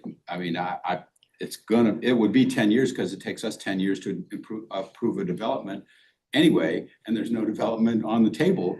So kick it down the road 10 years for 50 grand seems like a reasonable use of tax dollars. If it's 10 years, I won't be here to make this argument Uh-huh. with the developer of that 11-acre site, but I would encourage whoever follows me to say, oh, gotta by the way, pay for you're it." taking our trash enclosure away. You need to build us another one. Yeah, yeah, Exactly. That makes. Yeah, it's a redundancy factor there. yeah. I'm just saying, if a developer moves forward with a project, they're not going to necessarily say, no, we're not going to do it because I have to replace a $50,000 trash enclosure. If they're paying $16 million for the Yeah, property, Yeah. rounding errors. Councilmember Cutchin? So Joe, what's the difference between the temporary and the permanent? Cost wise? I don't know if this, that, I can certainly get prices for the Sallyport area, which is, I can ask what that design would look like and a general cost estimate. My guess is it's going to be a system of retaining walls to basically, we have to cut out the hillside and create the pad. So it's going to be more expensive than the temporary. I don't know if it's going to be more expensive than the one that we bid up at the existing Mayor's Grove. I don't have the number. I apologize. That was 110. What'd you say it was? 10,000 was a little bit. It'll be twice that at the Sallyport. Councilmember Rattenberg? So just to clarify, are we talking about, well, with Katie's motion, are we talking about changing a temporary trash site into a permanent trash site or not? What are we talking about doing here? It was a temporary at Temporary. Wildwood Avenue. Permanent, you said. Permanent. But Joe said permanent.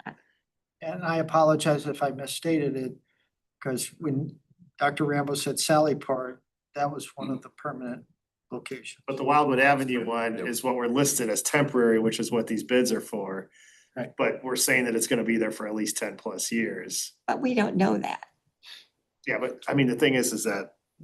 I we mean, do- that's we- just a guess. We do That's know not- that there's not anyone that's even looking at that property or considering it, and even if somebody did consider it, it would be years for them to develop a plan, and then at least 5 or 6 years for us to consider a plan, and then another 5 or 6 years to decide on the plan.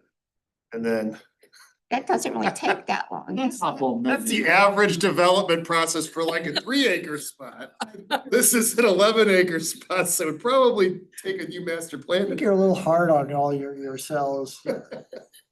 As chair of the Economic Development Committee, we saw a map last night.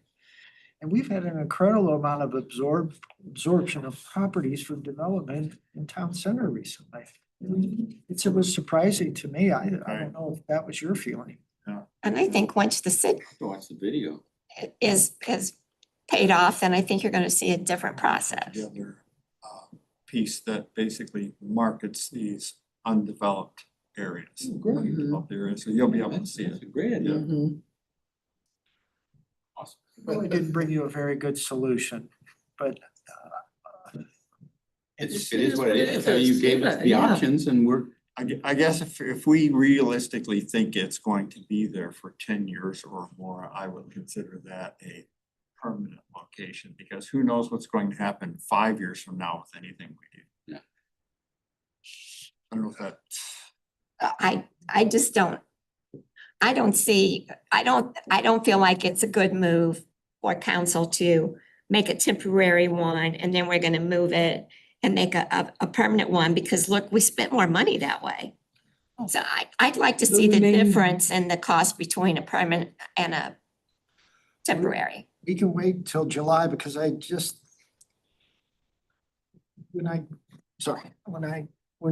Ted Keitel and I were discussing the bidding documents, particularly the design, I asked him that I wanted the materials to be reusable. Now, the concrete pad, we're just using the asphalt of the existing street, but the materials that form at least 3, if not all 4 sides, could they be reusable? That's why we chose colors that would match City Hall, et cetera, so that if we stayed in the vicinity, it would complement the existing building. So I forgot to mention that. So if they were to come down, there's a potential to reuse it. Now, as you know, with trash enclosures, they get beat up pretty bad just because of the nature of the activity. I don't know, but I tried to make it as reusable as possible, so to speak. And Ken picked materials that he thought would be relatively long lasting if given. I mean, if you look at these locations that you listed as the permanent options, right? Sally Port, Parking Lot, Village Green, Layers Grove. I would advocate that all 4 of those are just as potentially temporary as Wildwood Avenue, because you put this thing in the parking garage, there's no telling us the next couple of years, we're not gonna have to move it for some reason or another, something comes up. Same thing with Village Green, we put it over there, we find out that it's not optimal and there's problems and there's issues and complaints or aesthetic problems, and so Mayor's Grove's the same thing, so I mean, temporary versus permanent is a relative term. Yes. Anything we do could be permanent, it could be temporary, there's no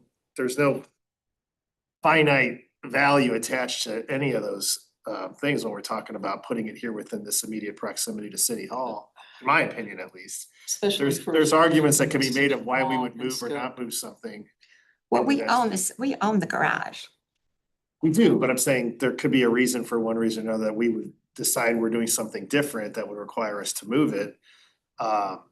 So, I mean, I'm just saying this is just my opinion, the end of Wildwood Avenue, the probability of us needing to move it anytime in the next 10 years is as close to 0 as you could probably get, potentially even longer. But I think if you picked any one of these other 4 areas that we would today say are permanent, in my opinion, none of them are any more permanent than that location, because there's an argument that can be made for each one of these of why we would potentially need to move it. So, and all of these would cost significantly more money to do today because we're calling them permanent, but they're not really permanent. That's just the way I look at it. You're right. Thank you. Council Rodberg. Talking about those 4 different locations, and this is maybe getting off the subject a little bit, but regarding the parking garage. Director Vunich, didn't you mention last night in our discussion that there are some areas in the parking garage where some panels can actually be removed so that we could have connection directly from the parking garage into a potential new development on one of these underdeveloped properties? Yes, on the plaza side, where you access from Plaza Drive, in the center there's an island, and you often wonder why that island may be there. That panel's a punch out, so the building would basically adjoin the garage. You could park, access the island, and walk directly into the building. Same holds true in the bottom. There's a section of concrete that could be removed, so you could actually either build a parking garage, extend the parking garage under the building, or ground floor. So Homan thought it through relative to the buildings. And that one building that, it's a hillside, you look at it, what could go there? That's like a 5-story building, 4-story building. If you've ever noticed the hotel, as it faces Route 100, there's only shingles on the top, the 5th floor. That's intentional because there was supposed to be a building there that would block the rest of the hotel from view. So. I would also say that we just saved $19,000 by purchasing the playground equipment. So it's really 36,000. But it's not saved if we go ahead and spend it somewhere else. We're just transferring money around. I mean, I look at it like, we have to have a trash enclosure now. So do we spend 56,000 on something that could end up being permanent, or most likely will be for a long time? Or do we spend 200,000 on something that may or may not be permanent? I'd like to call the question. Call the question, so to my understanding, the motion on the floor is to proceed with the Wildwood Avenue Yes, sir. quote unquote temporary. Point of order, I don't think we have a second to Katie's motion. We got a second by Okay. Rob. So any further discussion on the motion? Seeing none, all in favor, please say aye. Aye. Any opposed? Opposed. Opposed, and any abstention? All right. Thank you. That takes us to the next item, which is interaction and crossover of city council committees, agendas, items. Director Vid. Mr. Chair, thank you. Mr. Chair and members of the committee, the memorandum I prepared is twofold tonight for your consideration. First, I wanted to do kind of a check with you to make sure that you're getting the information you need from the other committees. Oftentimes, Economic Development Committee, as well as Public Administration, Public Works Committee, do delve into areas that can be also covered by planning and parks, such as we've had good discussions at Economic Development Committee about signage, as well as now drive-throughs. Those are generally planning issues, but they also affect other components of the city.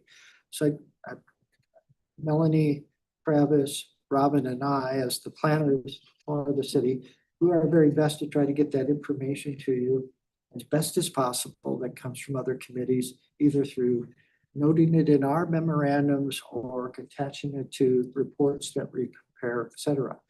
Just want to make sure that you feel like you're getting the information you need. And if not, we'll certainly try better. And that's the goal always, is to get you the information you need to make the best decisions. Also, up until 2023, the department used to copy the other committees as part of the memorandums it prepares for this committee. In the latter part of 2022, the city leadership said, stop doing that. And I did. And so tonight I'm asking, would you like the committee's reports that are prepared for meetings like tonight to again include a copy of the other two committees so that they get the information the same time as you and may be able to provide additional comments before the meeting so that we have everybody's information. Thank you. Councilor Roblesky and then Councilor Rockmer. Just a comment in terms of being new to city council. I have listened to all of the meetings for the last several years. And I find that there are different committees that do talk about the same things and come to sometimes a little bit different outcome on their thoughts. And then, Mr. Vunich, you have to kind of say, well, this group is saying this to try and bring everybody back together. I do think there's a little bit of, I'm still trying to figure out what committee's supposed to be talking about and making the decisions to take forward, because I'm finding a little bit of those conversations happening like we did tonight about bricks, which the Celebrate Wildwood's already taken it forward to city council and decided what to do with it. We're still backtracking and wanting to talk about it again here. So I'm still trying to figure out how that comes together. So my thought is having the memorandums that you send out is extremely helpful, because if it is talked about somewhere else, you can pick up on it there without having to watch the entire meeting if you're not on that committee. Anybody else? Councilor Rockmer? I guess I was just going to say that if we make any changes in the way you're doing things now and it results in extra work on your part, I guess I would be reluctant to put any more burden on your department. I don't think so. I mean, the four of us that do the planning component more so than, let's say, parks at times. I don't think it's additional work, but I also don't want confusion. I don't want you as a committee to basically not know if there's something going on in another committee that may be applicable to what we're talking about. So I think it's incumbent on the department to provide that information. I like to think we're doing a pretty good job of it, but if not, that's why I'm asking. Councilmember Donwell. Well, we've got the ability to go out and look at all the agendas and all of the supporting material with all of the agendas to study a specific topic if and whenever we want to, number one.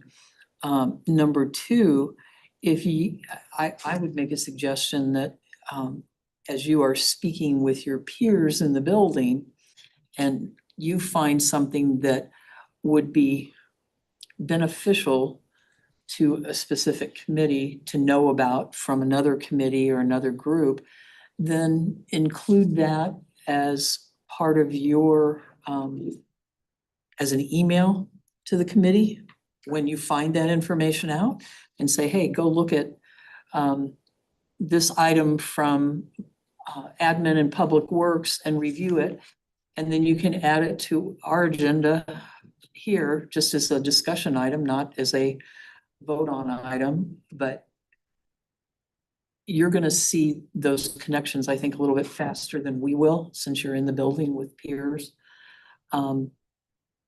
But I go out and I take a look at what's admin and public works doing at their next meeting, and I go through the agenda and I actually read over all of that stuff too, just to see where they've crossed over, and then I make contact with my counterpart for my ward and say, hey, I saw this.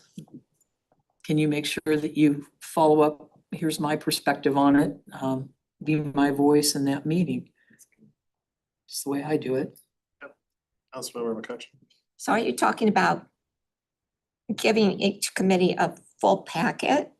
Are you talking about a one-sheeter? Go online to get it.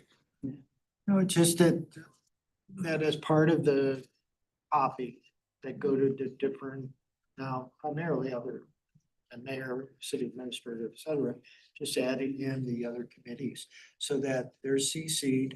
And when the packet is mailed, it goes to them, emailed, it goes to them as well. So they have the link, come to their email, and then if they want to review it, they don't have to go to the website, it's already in their emails. And is that gonna make more work for the department? So you're just basically CCing the rest of the council on these memorandums. Yeah. The committees themselves. I Okay, had done that in the past up till 2022. I think it's just a good way to keep our agendas in a convenient place for you if you want to see. I'll make that motion. All right, we got a motion on the floor. Anybody got a second? We got a second. I have a question. Okay, Councilmember McCutcheon. So, I mean, city administrator Lee sends out a report every week. And I find it to be very comprehensive. So what's the difference between UCC and the committees and what he puts out? Well, what you see in the committee is a much more formal report. What I write, at least from the perspective of the department for the city administrative report, like when I say, hey, come on out, we've got plenty of space for you to be at the Green Rock Trail Challenge. You wouldn't see that in one of the memorandums or letters that go to city council.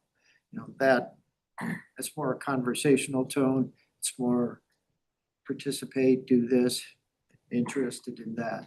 I mean, if we're talking about, if you're just CCing, Yeah, that's all. just if you don't like it, don't open it, don't read it. If you want to, you got it. All it meant is you get an email, you get the email at the same time. You're not as part of the committee, but you're CC'd. Right. And if you have an interest, you can browse through it.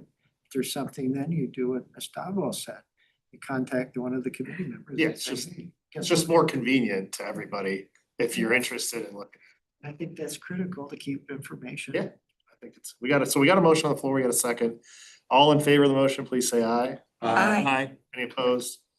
Any abstention? All right, perfect. Thank you. A second on that?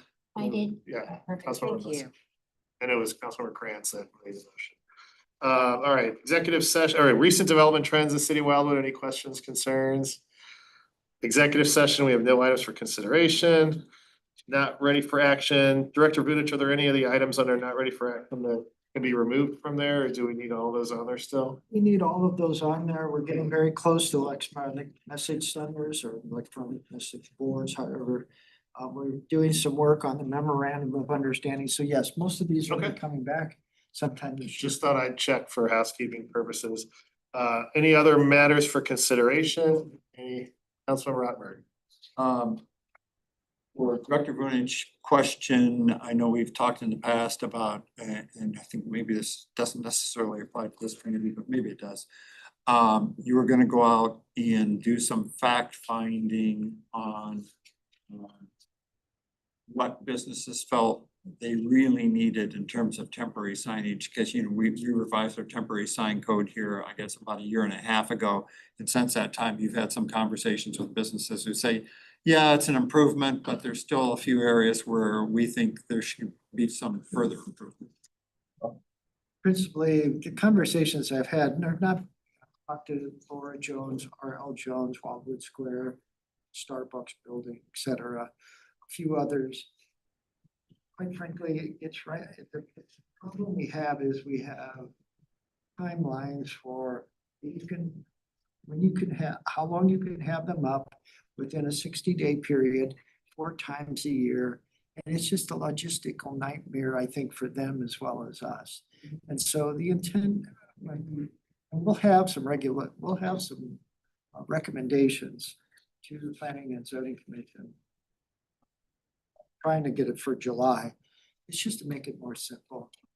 If the banners are done tastefully, and there are provisions in the code already about how the banners have to be constructed, then I think we can give more latitude and allow for grand opening sales, Easter services, whatever the situation might be. Yeah, it's just the timing component and the number of times per year is what's, I think, causing just the frustration. I mean, that makes perfect sense to me. I was just curious as to what it was that you were actually hearing from the business community. And it's that Okay. 9 times out of 10. Thank you. Anybody else? Okay, that takes us to our next meeting, which is currently scheduled for Tuesday, July 15th, but we're looking for a request to reconsider different dates since council is the night before. As you know, you prepare a packet for the city council meeting on the 14th. That means we will be preparing also a packet for this committee. So we were wondering if we could move the date like we did, I think. Can we go to the following Tuesday? Which would be the 22nd. If that's what Is everybody okay with that? Good with it? Economic Good with development. that? Do we need a July, motion? you're talking July. July 20th. Economic development's 5:30 on the 22nd. We make it the 21st, which is a Monday. We could. Yeah, we could do that. You wanna do, can we do Monday, the 21st? actually. According to Melanie's calendar, there's nothing on the 21st, if that would work. Monday, the 21st? Monday, the 21st. Sounds good. Monday, the 21st at 5:30? Thanks, good job. Yeah, sure. Good? Thank you Alright. so much. Do we need a motion or do we just? If you don't mind, just a voice. We'd like to make a motion. Councilmember Cran, second by Councilmember Rambo. All in favor of the motion, please say aye. Aye. Any opposed? Any abstentions? All right, Thanks so much. Monday, July 21st it is. And yep. Other than that, thanks, everybody. Councilman Rodmer. I would like to make a motion to adjourn. Well, I gotta get my closing remarks. Please. That's another half hour. 3 minutes left. Come on, guys. Stretch it. No. Well, thanks, everybody. Always great conversation that goes on and discussion in this committee. So I appreciate your confidence in another year of my tyranny. So we're out of here before 7:30. Now we'll take a motion to adjourn. All right. Councilmember Rottenberg, Motion made. second by Councilmember Johnwell.